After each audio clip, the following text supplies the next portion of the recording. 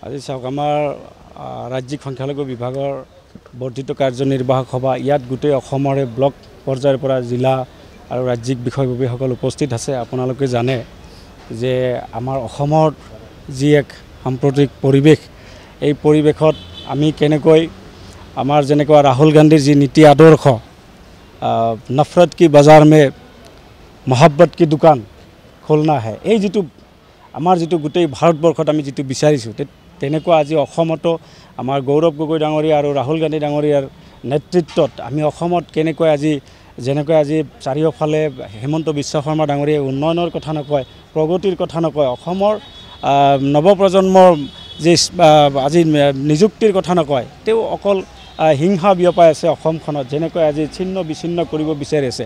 তেওঁ কেতিয়াও আজি টি গাৰ্ডেনেই হওক, বড়োসকলেই হওক, কাৰ্বিসকলৰ কথাই হওক, মুছলমানসকলৰ কথাই হওক, আমাৰ যিখন সংখ্যালঘু মানে অকল মুছলমান নহয়, সংখ্যালঘু জৈন, খ্ৰীষ্টান, বুদ্ধিষ্ট, মুছলমান, আমি এই চাৰিটা কমিউনিটিৰ ইয়াত আমাৰ সকলো মানুহ আমাৰ প্ৰতিনিধি উপস্থিত আছে।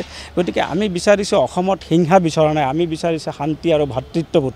অসমৰ শংকৰ ৰাজানৰ দেশত আমি কেনেকৈ আজি উন্নয়নৰ কথা আমি চিন্তা কৰিব পাৰোঁ। যেনেকুৱা আজি দুটা বিচাৰধাৰা, এটা হ'ল সমন্বয় আৰু এটা হ'ল হিংসা।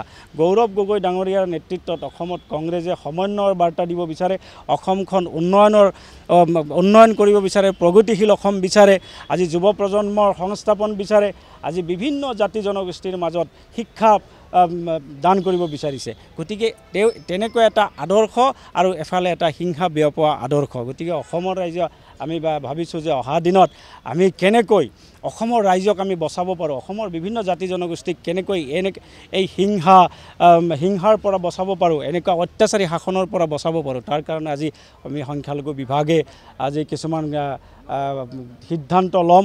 আমি সেই সিদ্ধান্তখিনি আমাৰ মাননীয় গৌৰৱ গগৈ ডাঙৰীয়া, মাননীয় ৰাহুল গান্ধী ডাঙৰীয়াক আমি প্ৰেৰণ কৰিম। আৰু অহা দিনত কেনেকৈ আমি আমাৰ সংখ্যালঘুসকলক আপোনালোকে দেখিবলৈ পাইছে যে যেতিয়াই অসমত তেওঁৰ সাংগুপাংগুসকলে কৰাপশ্যন কৰিছে, ডাঙৰ কৰাপশ্যন কৰিছে, বিভিন্ন মানুহক জাষ্টিছ দিব পৰা নাই, যেনেকৈ আপোনালোকে দেখিবলৈ পাইছে কিছুদিন আগতে আমাৰ হিয়াৰ আমঠু অতি মৰমৰ প্ৰাণৰ শিল্পী জুবিন গাৰ্গ ডাঙৰীয়াৰ যেতিয়া মৃত্যুবৰণ কৰিছে, সেই মৃত্যু অসমৰ ৰাইজে কিন্তু মানি ল'ব পৰা নাই। তেওঁ সেই মৃত্যু সাধাৰণ মৃত্যু বুলি মানুহে ভাবা নাই। গতিকে তেনেকুৱা ক্ষেত্ৰতো কিন্তু তেওঁ জাষ্টিছ দিবলৈ পৰা নাই, আৰু জাষ্টিছ নিদি পেলাই তেওঁ কি কৰি আছে, এটা সেই যিটো ইছ্যুটো ডাইভাৰ্ট কৰাৰ কাৰণে বিভিন্ন অঞ্চলত আপোনালোকে দেখিবলৈ পাইছে সংখ্যালঘুসকলক উচ্ছেদ কৰিছে। আজি বিভিন্ন জেগাত কাৰ্বিসকলত হাজাৰ হাজাৰ বিঘা মাটি তেওঁ আদানী আম্বানীক দান কৰি আছে। আজি বড়োসকলৰ মাটি তেওঁ আদানী আম্বানীক দান কৰি আছে।